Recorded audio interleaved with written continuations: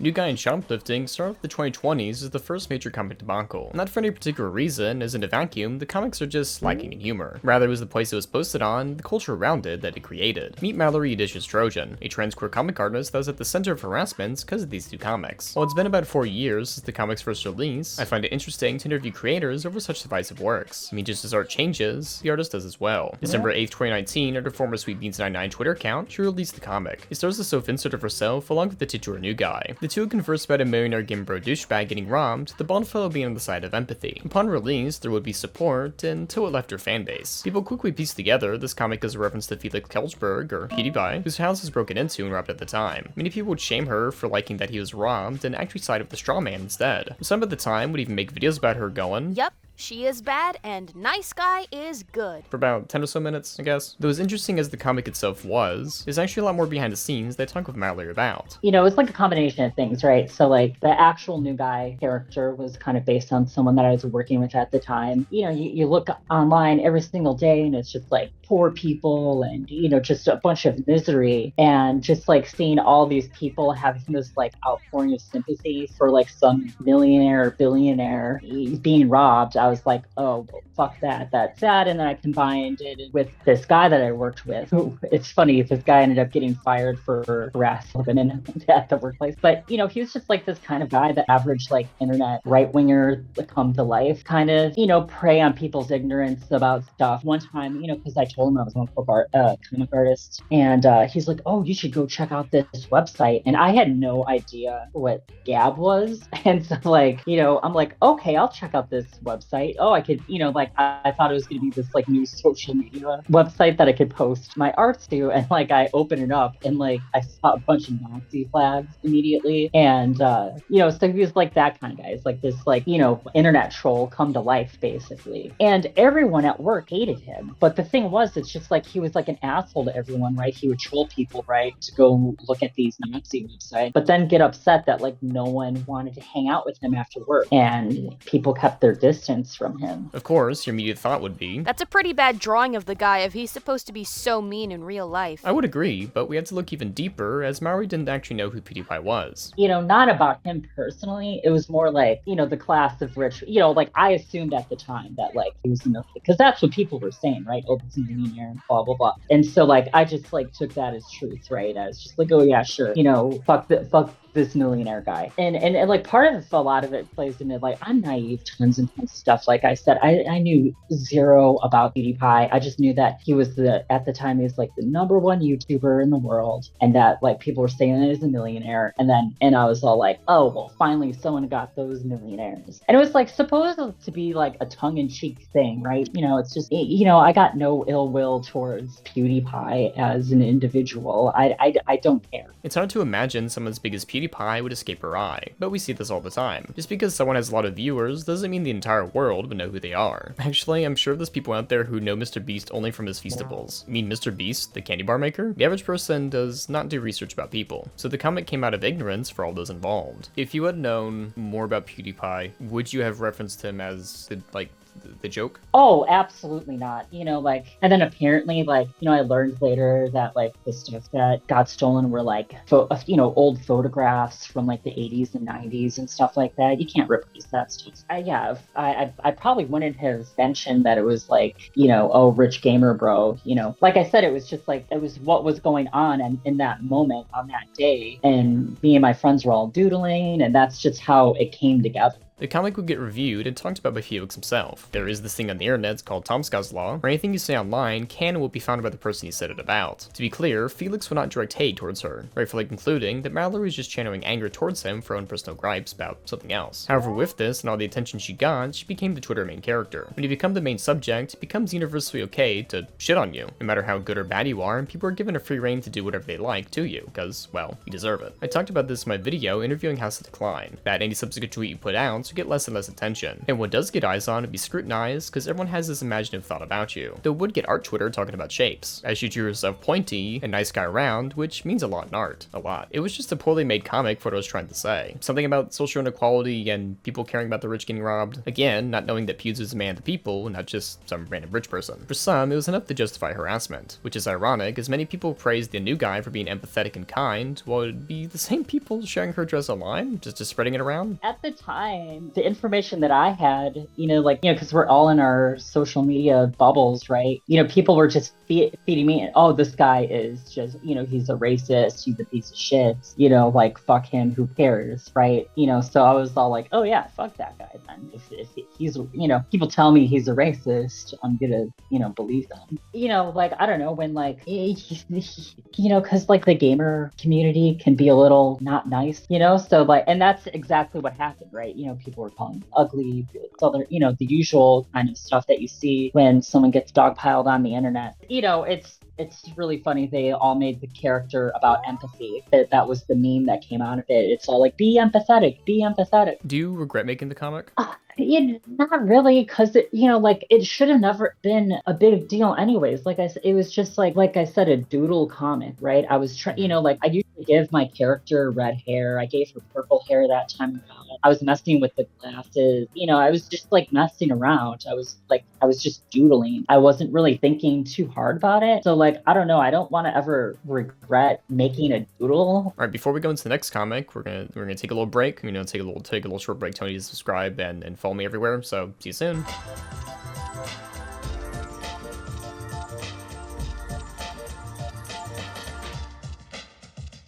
The second comic book release a few months after, April 8th, 2020, which is the same flag she would get for the first one, would show up here as well. People were very angry. They thought I was promoting shoplifting. That was the main reaction, right? And I honestly understand that. We're in the middle of really awful culture war, and so many comics, they're about people's views and what's right and wrong. And especially mine, a lot of my comics were about how stupid transphobia was, and oh, I believe in this and this and that. So I understand why people feel that way, but it almost feels like, I keep explaining to them, no, this is I'm trying to make characters now, a new thing about characters. This person's a dummy and they're doing dumb stuff. That's what all, my SweetBeansComix I wanted to make about, about people's insecurities and them acting stupid and all that.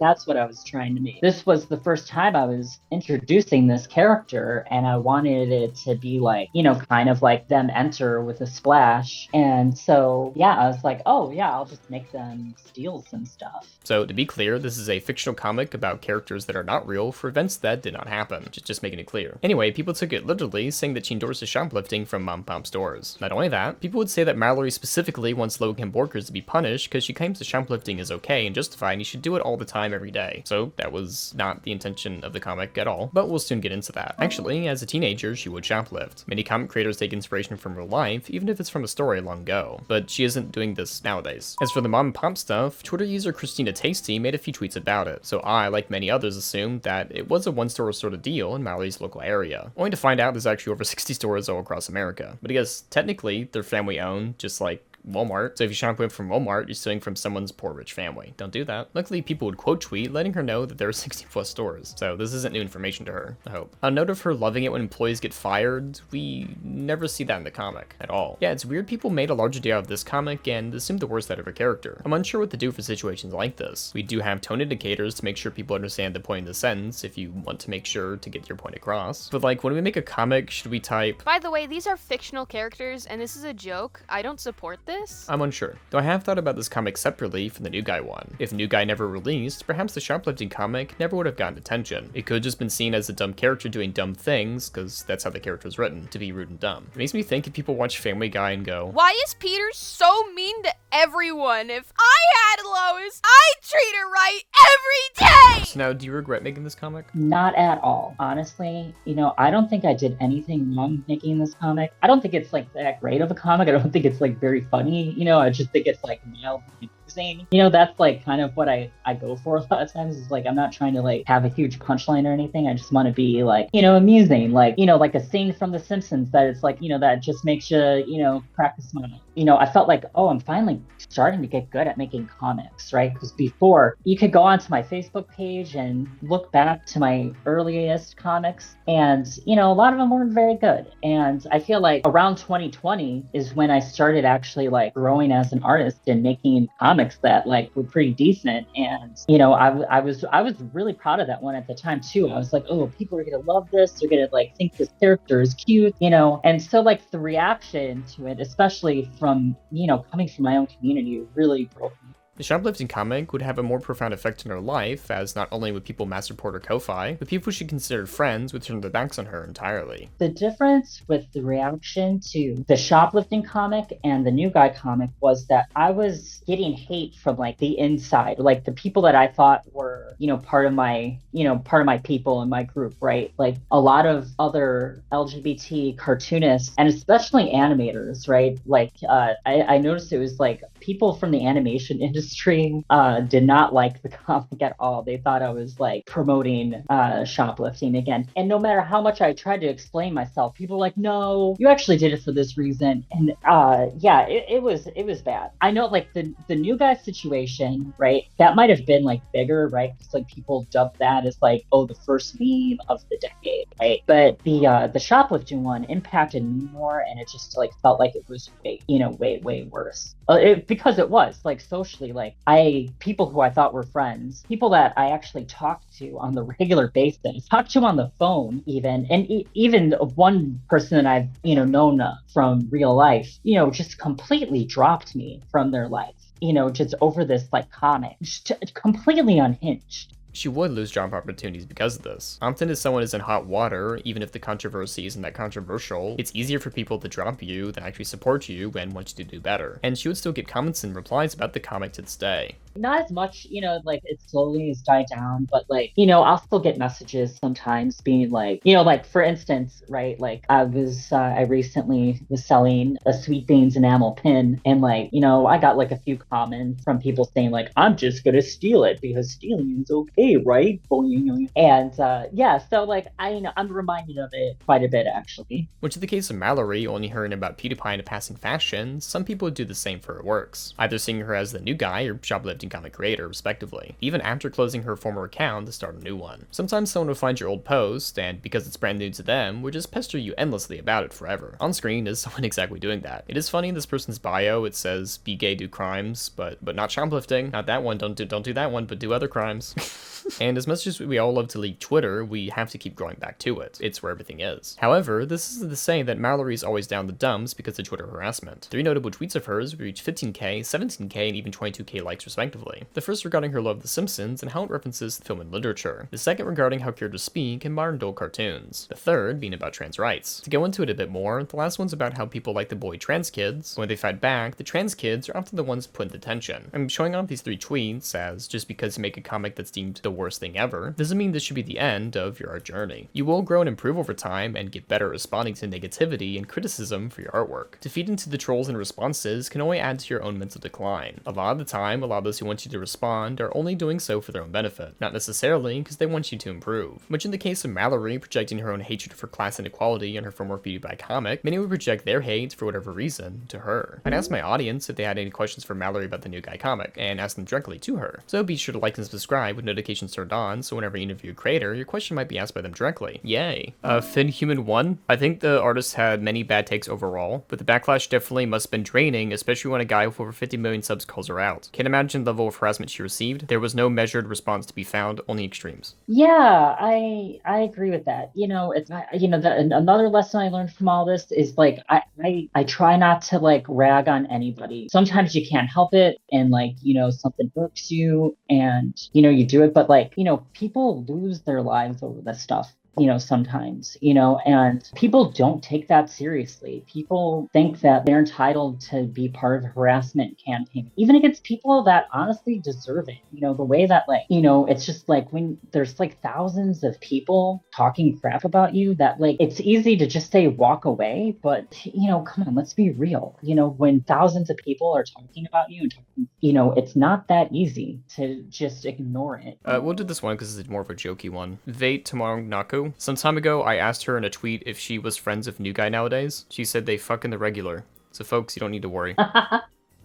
Oh yeah, that was just me joking around about, like, the character. Definitely not the person that was originally based on the character. I haven't seen that guy since he was fired, 4 years ago. I have no idea what that guy is up to. Like I said, the New Guy character turned into his own thing. And so, yeah, that was just a playful joke. In the end, these comics are a pivotal point for Mallorie and artists alike on Twitter. To see that your art can be plucked from your fan base into the greater public gives us a new perspective that we had never thought of, and also a lot more people to deal with who hate you suddenly. And how you react can determine the severity of damage to your brand name and brand name. However, as artists, you will always move on and continue no matter what happens. Perhaps we should all be like New Guy and show the empathy we all strive to have for one another. My number one advice is just don't feed the trolls, obviously. Like a lot of the times they see that you're affected at all by their bullying, they're going to keep doing it, because like they're playground bullies. And, not take yourself so seriously, have a sense of humor about it. Like that was like, another thing. Same thing, like the Shoplifting Comic produced a bunch of really funny comics from people I think are assholes, honestly. But I'm lucky that I could have a sense of humor about myself and laugh about it. That keeps you grounded. Another advice I would have is just people that you think are friends on the internet just because you chat with, think you have a good relationship with someone, that might not be true. There's a lot of backbiting when it comes to social media circles, because that's what we're incentivized to do, right?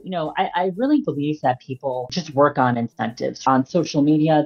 People were incentivized to talk about New Guy and the shoplift, right? Everyone's talking about it, so I'm gonna talk about it, I'm gonna pile on, and I'm getting attention and likes, and people see my artwork now, and maybe they'll get on my Patreon. Instead of like thinking people are evil or just out to get you personally, just like realize that they're working on the incentives that these social media platforms give everybody.